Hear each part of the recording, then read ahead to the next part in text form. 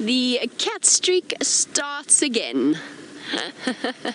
I was actually stopped at an oxpecker nest, and right at that moment, as I stopped, I heard the sound of this gentleman roaring away in the beautiful morning light.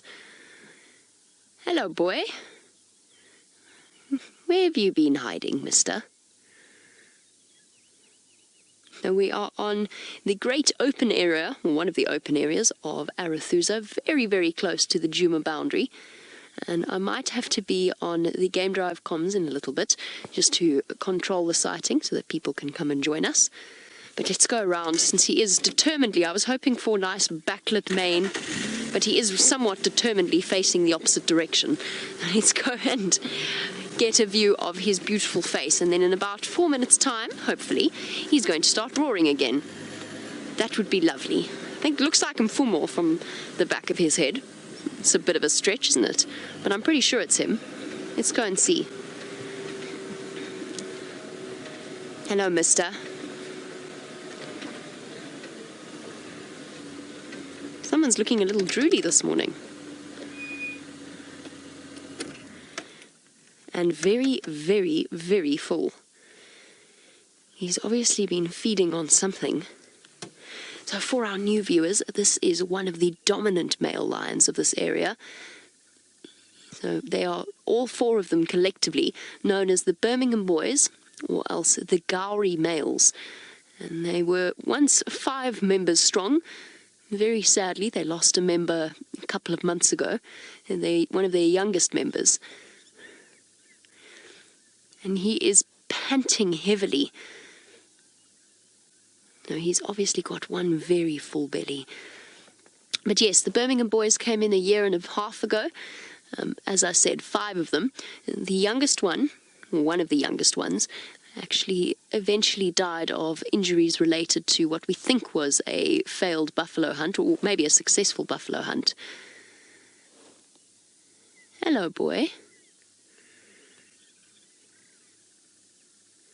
Panting away. He's been panting so much that he's actually worked up quite the saliva amount all over his chin. I think he's going to give us another awesome display of his roaring ability. The Birmingham Boys have been quite scattered. The Inkahumas, one of the prides that we see the most regularly, and one of the prides that they are dominant over, have been on a property that's outside of our Traverse area. So they have been on Simbambili. And as a result, at least one of the male lions has been with them the entire time. The last time we saw 2 lions, it was Amber Eyes and Mfumo, and they looked like they were courting. I wonder why this guy's on his own. He might just have split away from the rest of the group. Male lions, especially in dominant coalitions, often move about, basically roaring, displaying, and making sure that the other males in the area know that they are dominant, that this is their patch, and that they are not to be trifled with. So they will split up and divide and conquer, essentially, in order to make sure that they cover ground efficiently, and then they'll rejoin once again. And he may well be roaring as a way of letting everybody know where he is, and also to contact call and to figure out where his buddies are. Where were you, mister, when we needed you yesterday for our cat streak? Of course, these are completely wild animals, so they don't necessarily... Oh, goodness, sorry. They don't necessarily keep to our schedule. You can see the manes of the Birmingham Boys are starting to go dark. Not starting, they have been getting darker for a few months now, particularly on Nsugu, or Blondie, as he is known. But that is a sign of a maturing male lion. So as they start to get older, the amounts of testosterone in their bodies start to darken their manes. That's not always the case, of course. Genetics will play a role as well. Can we zoom in on his upper lip, please, Viam? Just want to see.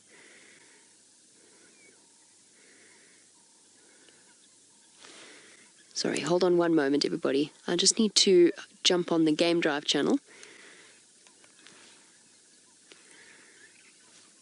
Standing by. Affirmative, you're more than welcome to. Sure, he is so full, and he is panting away. I think we're looking at Tinyo, or Birmingham Boy number 3. I just think that that scar on his lip has actually healed up almost completely. I'm not sure, though. I'm trying to work out which Birmingham Boy we're looking at. It just goes to show you've got to be so careful. Let's just go around one little bit more. I'll know when I see his ear. Hello, mister. Do you mind if I go forward a little bit?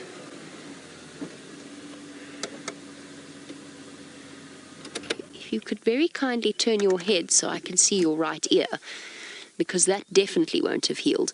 And Tinyo has a half moon out of the top of his right ear. Now that would be a defining feature of this particular male line. It seems as though Tinyo, whose original name means tooth, or his name means tooth, and that was because he had a split lip, which you could actually see his canine through when he closed his mouth. Obviously you can see his canines quite clearly now. He's giving us a beautiful view of them. He's also giving us a really nice view of the spurs on his tongue, now that I look at it. Look here. Remember how we often talk about, those of you with domestic cats will know all about the rough tongue of, oh, he's got some blood on his face as well. He's been fighting. But you'll know all about the backwards facing spurs on a cat's tongue. In lions, those spurs are so incredibly rough that they can actually strip away meat from bone. They are incredibly well developed. I wonder where that could have been from what he was eating, but I think he's actually got a little wound there on his face. Perhaps a scrap with one of the other Birmingham boys. Maybe even over Amber Eyes, although that's speculation, but she was coming into estrus. So we've seen Tinyo and Mfumo fight quite regularly over the last few weeks. Come on, boy. You are due for a roar in the not-too-distant future. Oh, it's Tinyo. That patchy belly. He's got a skin condition that might be mange. It might also be a fungal infection, but he has always been the worst affected of the Birmingham boys. It doesn't harm him, really, in any way. It's just very, very apparent. Right, I need to do some chattering on the Game Drive channel, and luckily it is not just Byron and myself out this morning, and I'm sure that Steph would really like to bid you a very good morning. And now that I see it, I can see him very, very clearly. And it does just go to show, sorry, I have to turn this Game Drive radio down a little bit. It does just go to show how difficult it can, not difficult it can get to identify male lions, but how careful that you have to be in terms of their scarring. Because when we saw that cut on his lip, that split, we thought that was going to be a permanent feature. And although it probably is underneath the fur, there's probably still that scar there. It has healed up and disappeared almost completely, and it's probably only really slightly apparent when he closes his mouth. There's just the skin is just that little bit tighter around that particular part of him. For our new viewers, a couple of months ago, a good few months ago now, Tinyo had a really nasty injury. It was split open completely, and it looked as though it was very, very painful for him. It was making his whole face twitch every time he moved it or every time a fly sat near it. Their immune system of these creatures is so incredibly powerful that he was able to heal up. He really does look as though he swallowed something whole. Perhaps a small buffalo all to himself. His belly is so large he actually can't find a comfortable place to sit, and that's why he's panting so heavily. It's not because he's ill. He's absolutely fine, and it's very, very common to see this sort of breathing for a big cat that has overindulged. Think of it as sort of post-big Sunday lunch or something similar. And the saliva and the froth is relatively normal. We'll see it with all of the big cats. Come on, boy. One more roar for us. I know we just missed your last one.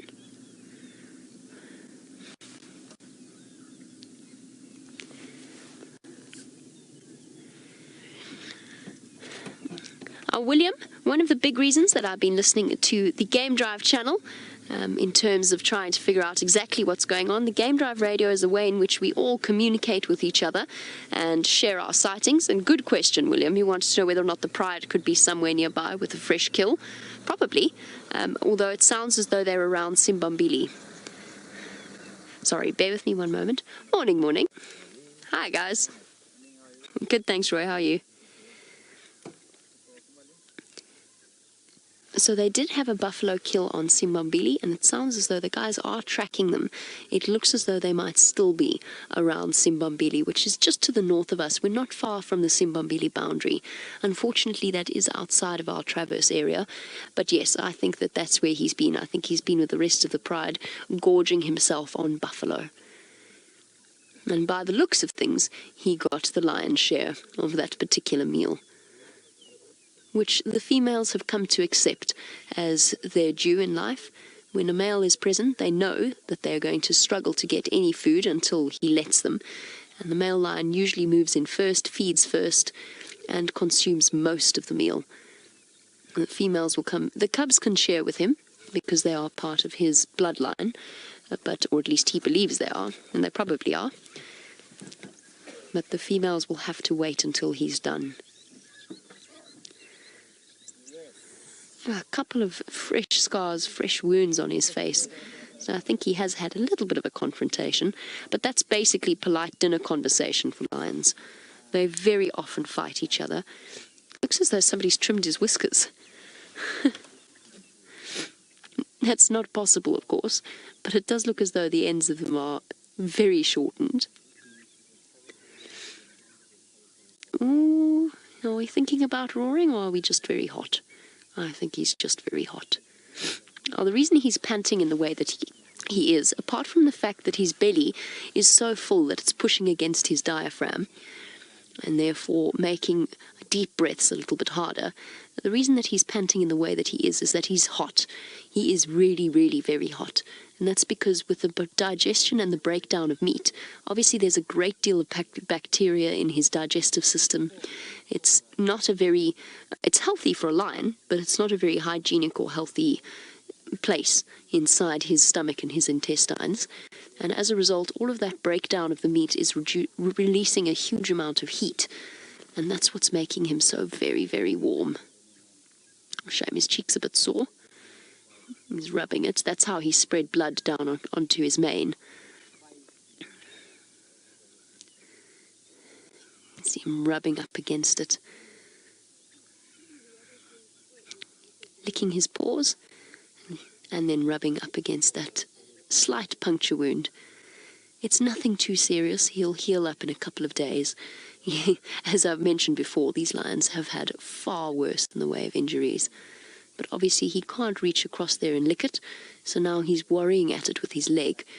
And that's usually what keeps these injuries open, actually. We've seen it with Mfumo and his face. There you can see he's starting to spread the blood around a little bit. Shame, boy. If you keep rubbing it, it's not going to heal. I'm not going to heal as easily.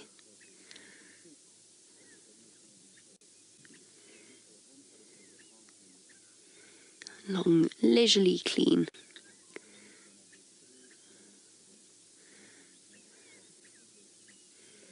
Oh, yawn.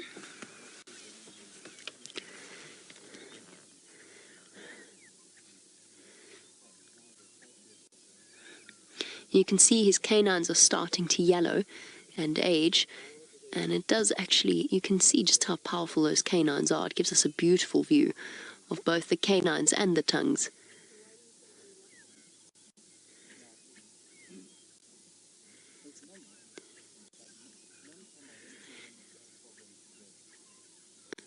Unfortunately, we are going to have to leave him in a not too distant future. We're going to have to make space for some of the other vehicles. As soon as another vehicle arrives, then it will be time for us to move off. It sounds as though they're relatively close, but I'll let you know. We've got a few more minutes with him at least. I'm hoping we might get a roar before we have to leave. So what that means for our new viewers is that out here, in order to not pressure the animals in any way, it's limited to 3 vehicles with the animal at any one time, just to make sure that we don't abuse the privilege of being in their space and having these opportunities to see them. And of course, there are lots of lodges around here and their guests that would love to enjoy this experience. So once they do start arriving, then we will leave and give them that opportunity. Come on, boy. One roar for us to solidly start our cat streak again.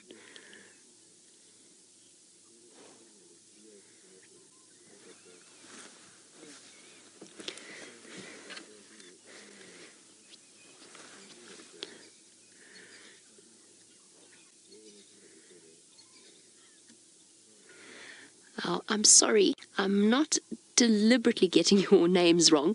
Unfortunately, I am struggling a little bit to be able to hear Rebecca, who's feeding through your questions. But I think it was Alice who asked about why his skin is so wrinkly on his back legs. Alice, I think it's Alice, and my apologies if it's not Alice, or it's something like Daniel or Heath, or I'm struggling to hear. The reason his skin is so wrinkly there is just because that's the way that he's lying. So once it's just sort of curled up because his legs are folded in, so his skin is wrinkly around there. Nothing to worry about him. He might be a little bit dehydrated, and that could be what's sort of exacerbating the wrinkles, but I don't think so. I think it's just the position of his legs.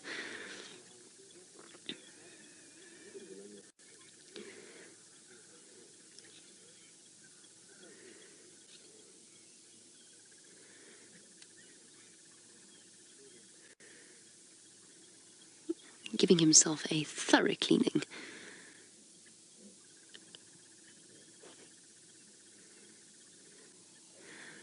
Okay.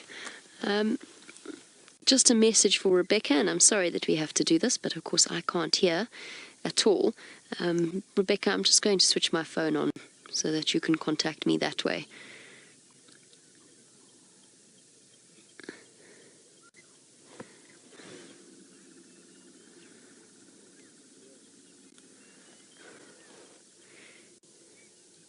There we go. Okay, so there we go. I've got my phone on so that Rebecca can send through your questions without having to worry. And I'm going to be... Come on, one roar, boy. One roar.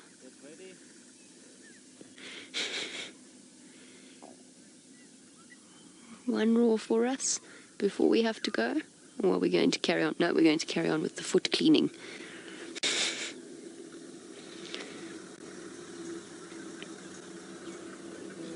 Sorry, bear with me one moment. Morning, Sean. How are you? Hi, guys.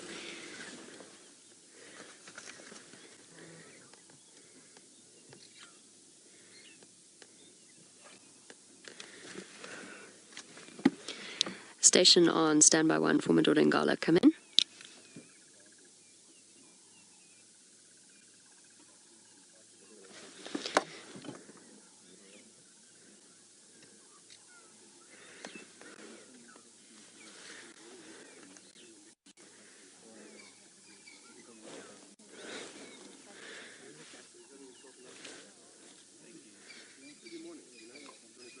Oh, okay, copy. When you're ready, I will pull out for you.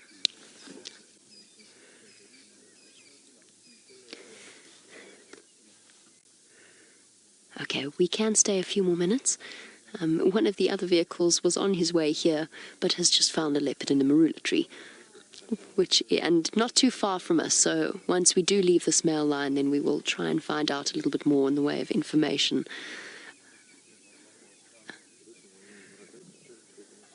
Sorry, hold on one second.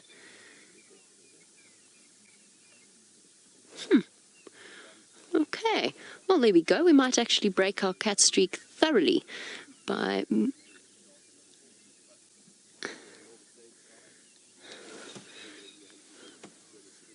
Where is this vehicle?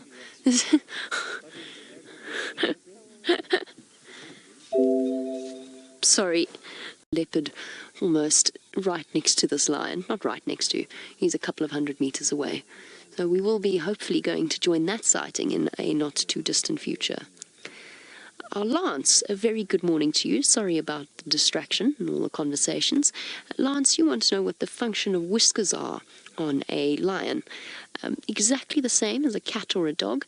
It forms a very, very important sensory function, particularly when they're hunting at night. Obviously, they've got incredible eyesight, but if they're racing through thick vegetation, chasing after something, having those projecting whiskers on either side of his face will also help him to protect his face and protect his eyes from branches and thorns and so on. So they just form a very important sensory function.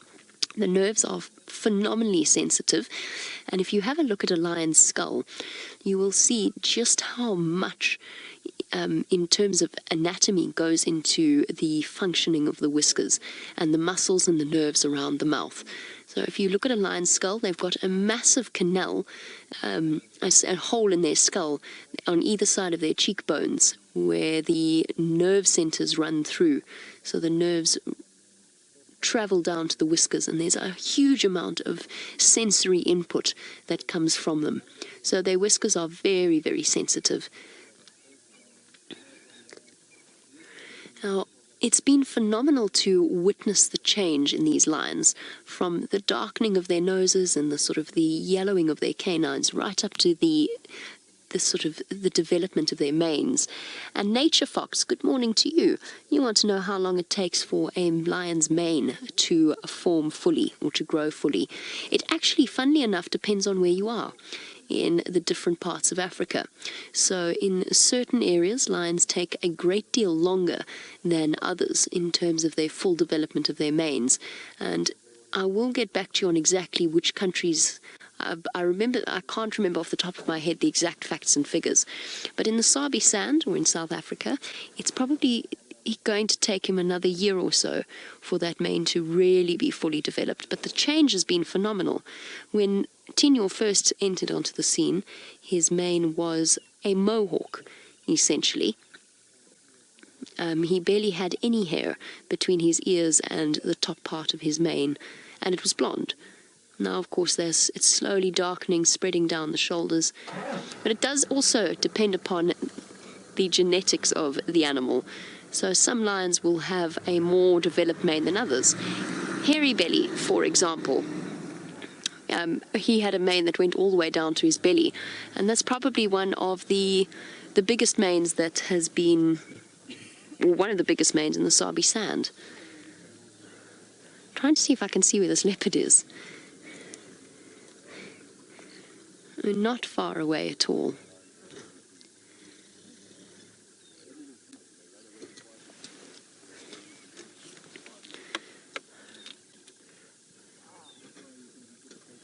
He's still panting away. I don't think he's going to roar.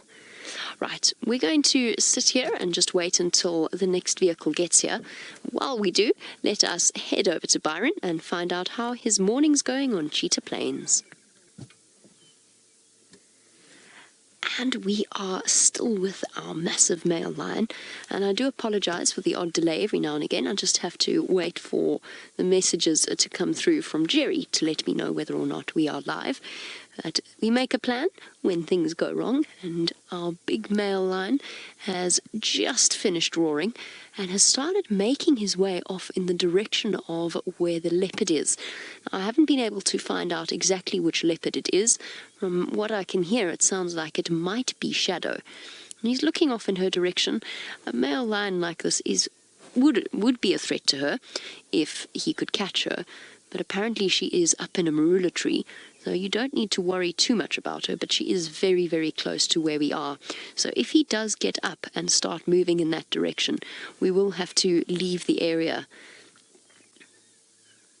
Just unfortunately, because there are 3 vehicles already with this leopard, we won't be able to follow him in. And it's always an interesting managing the logistics of one moving sighting, and that's, to being with an animal that's moving, when they're about to encounter another animal with people who are in that sighting. And there's very, very stringent rules in terms of how we handle that and who actually essentially peels off away from that situation. And if you are with the animal that's moving, you're in the position that you must leave if they are about to bump into another sighting. It's something that we've experienced a few times. We will be going to join that leopard in the not too distant future. We're just waiting for our chance to go ahead and be part of it.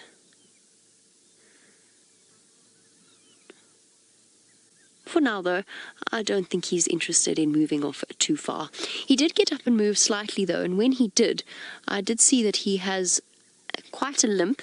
His left front foot is sore, and we've seen the scars and injuries. I've seen those before, though, so I'm not quite sure what it is that's causing him discomfort. It might be a pulled tendon. It could be anything, and probably from the same skirmish that gave him the puncture in his face. So he is limping a little bit. He's actually feeling a little bit sorry for himself. But that is the way that male lions' lives go.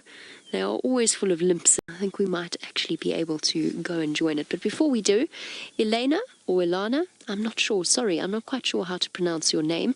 Ilana is 13 years old and wants to know what is the average lifespan for a male lion.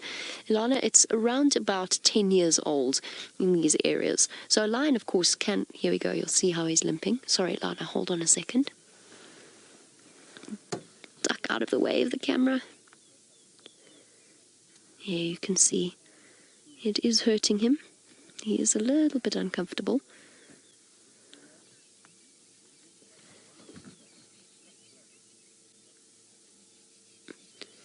It's definitely his left front foot. You can see how he's landing heavily on his front right. Okay, he's going right across. Is he going to lie down again? Yep. Oh. Why did you even bother to move there? Baby steps, yes. Baby steps indeed. Flop down. Life's tough when you've got such a full belly. Difficult to move off. It's difficult to motivate yourself to move. And of course he's got that additional limp. I don't think it's anything to be too concerned about. Dominant male lions always have nicks and scratches and limps. Now, Ilana is sorry. You wanted to know about how long what an average male lifespan is, and I said 10 years. There will always be exceptions to that rule, of course. That's just an average. And, of course, bear in mind that a lot of male lions are killed before they even reach...